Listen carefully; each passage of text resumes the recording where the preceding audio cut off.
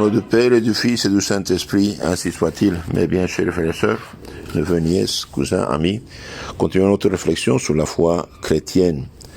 Cette fois-ci, je me base sur le catéchisme catholique populaire du Père François Spirago. C'est vraiment un merveilleux livre, je vous conseille de l'avoir. Aujourd'hui, nous allons voir un peu la foi et le martyre. La foi, le martyre, la persécution et le ciel.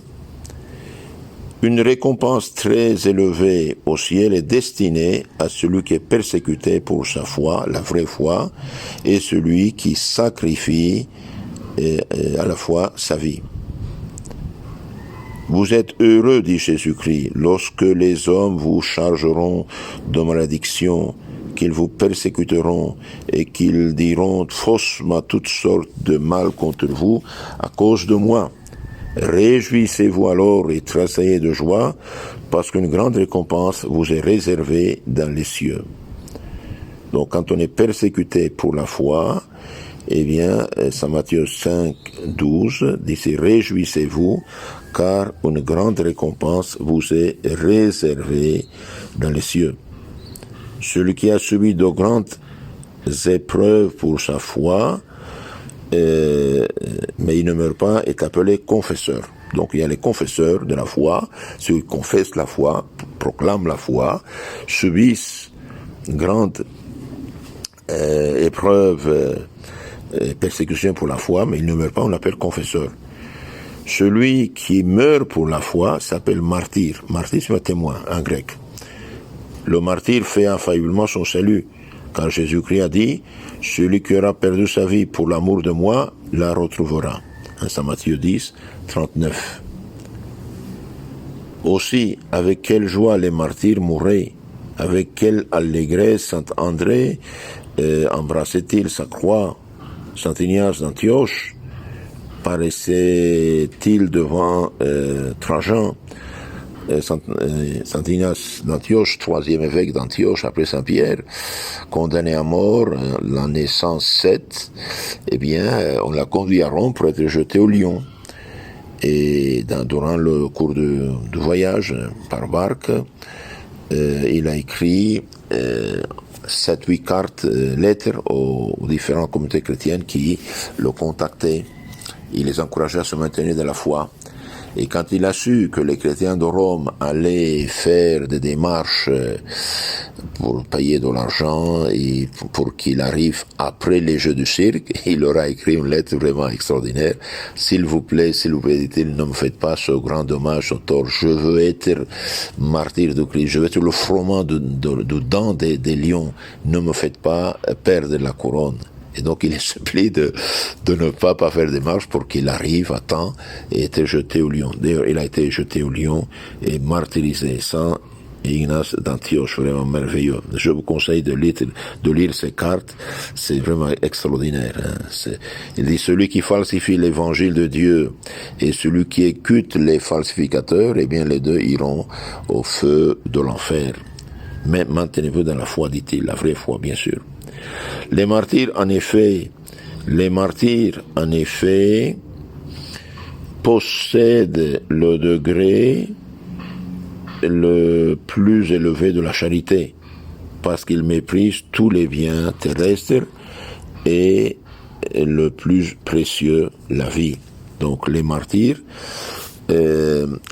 possèdent le degré le plus élevé de la charité, parce que ils méprisent tous les biens du monde, et le plus précieux des biens, c'est la vie. Ils la méprisent. Cette victoire des martyrs leur vaut d'être représentée avec une palme. Pour cela, on peint les images des saints martyrs avec une palme. Il n'est pourtant pas permis de chercher à dessein délibérément la persécution et le martyre. Donc, quand on est vraiment, malgré soi, persécuté et martyrisé, merci mon Jésus, mais il n'est pas permis de chercher à dessein les persécutions et le martyre.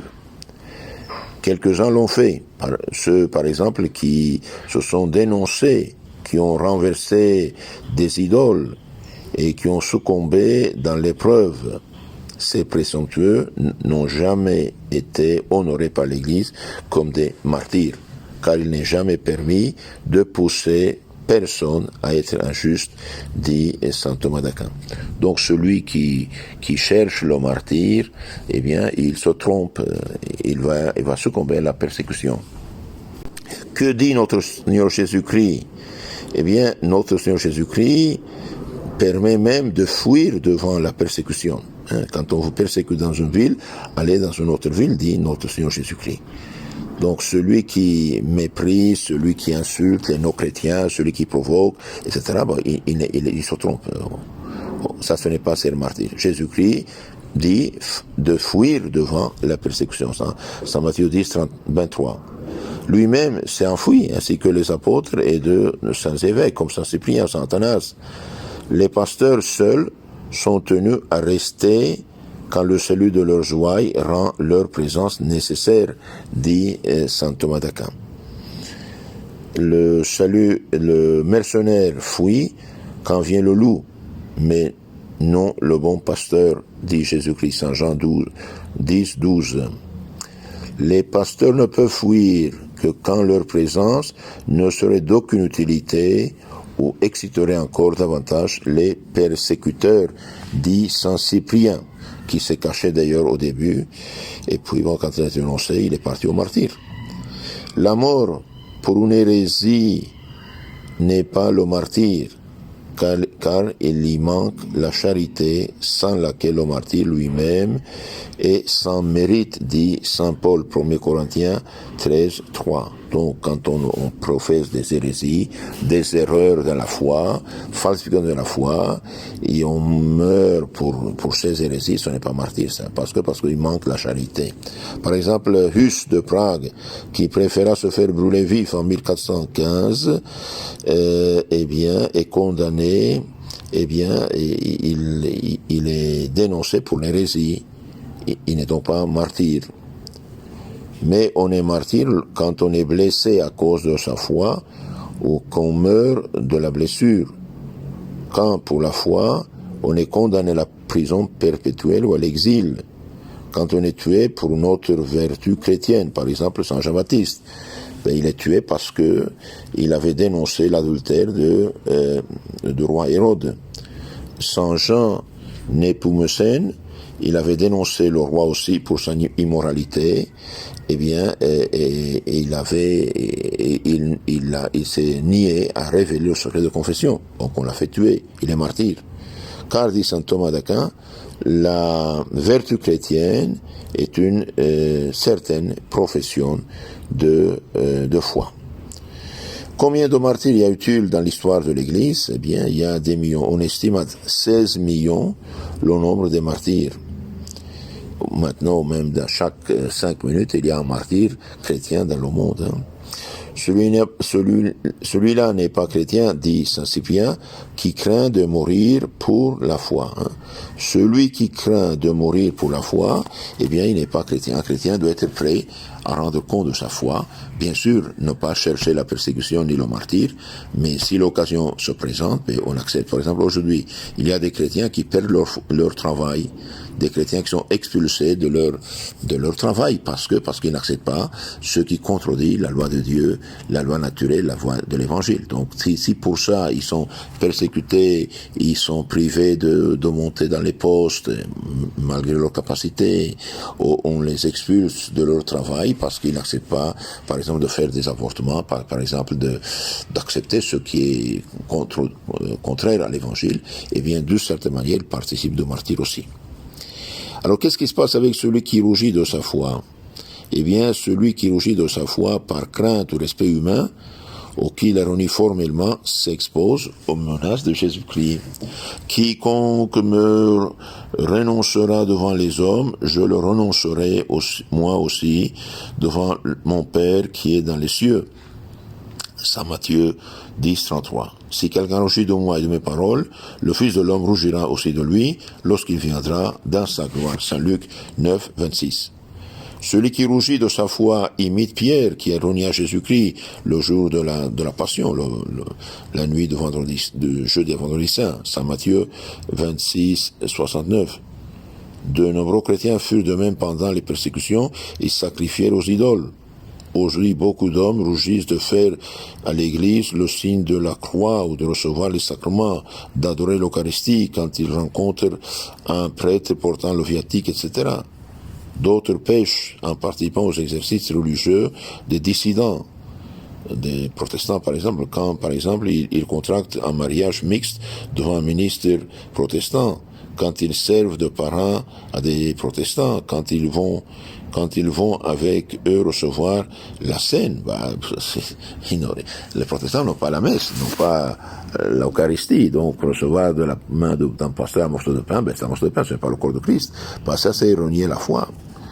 Ce n'est pas péché contre la foi que d'assister aux cérémonies religieuses hétérodoxes par pure curiosité ou d'assister par bienséance à leur mariage ou leur enterrement. Donc quand on participe à un culte non catholique, eh bien on est là, présent, mais sans participer. Ça, c'est permis par bienséance, amitié.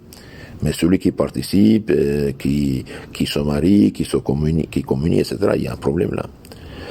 Rougir de sa foi, c'est même se rendre méprisable aux yeux de ses semblables, car on ne respecte pas les lâches.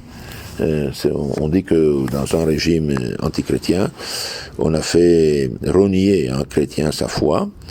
Et puis l'officier de l'armée a pris son pistolet, il l'a tué, il a dit comment nous allons avoir confiance en vous, vous qui avez renié votre Dieu.